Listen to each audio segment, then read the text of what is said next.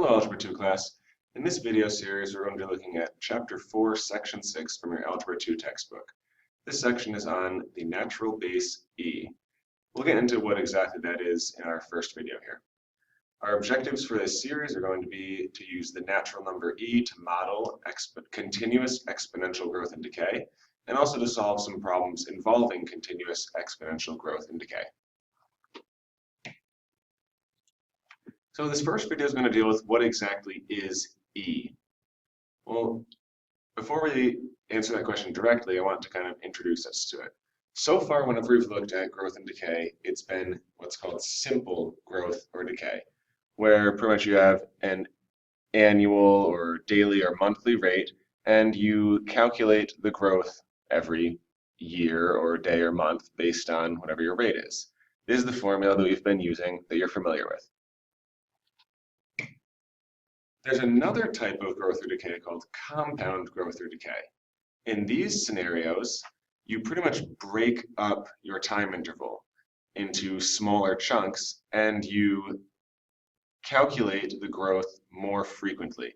So a good way to think about this is your bank probably has an annual interest rate, but they might calculate the interest you earn each month and pay you that money each month. What this means is that you actually end up earning a little more money than if they just calculated interest once per year.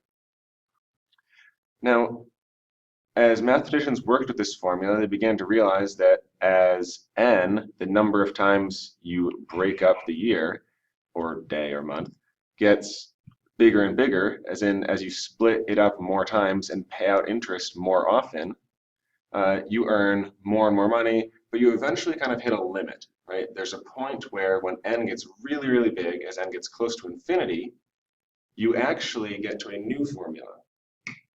And that is called the continuous growth or decay formula.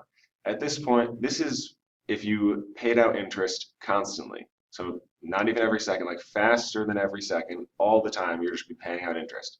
Really, really small amounts each time, but continuously all the time.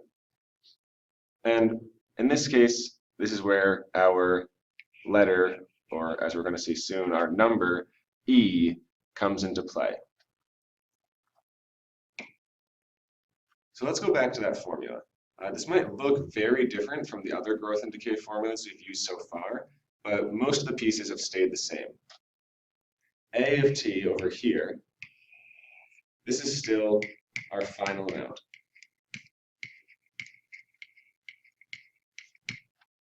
P is just a new name for what used to be called little a. This is still our initial amount, or as you'll sometimes see it referred to, principal. It's how much you start with.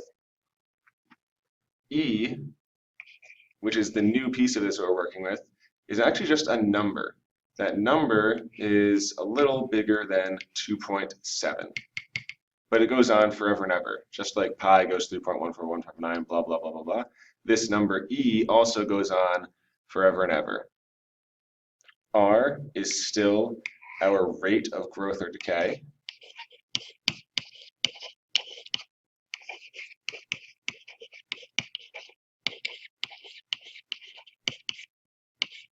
Although you may have noticed that we lost the plus or minus we had in our original formula. So now in our new formula, we have to keep in mind R can be positive or negative.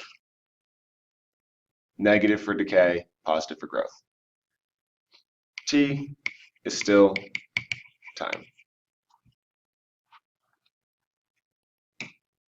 So when it really comes down to it, remember, E is just a number, 2.7, blah, blah, blah, blah, blah. You can still graph exponential functions with E, just like you could with 2 to the x or 5 to the x. It still looks like a normal exponential function.